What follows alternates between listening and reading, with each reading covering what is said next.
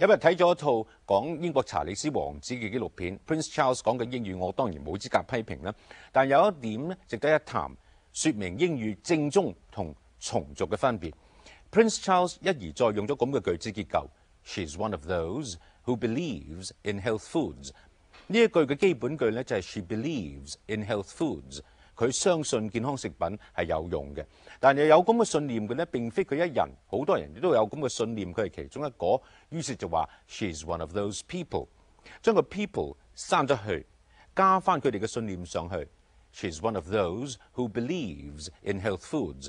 嗱，句中個 who 所代表嘅呢，就係 those 或者 those people 係複數，於是嗰個動詞 believe 應該係冇 s 嘅。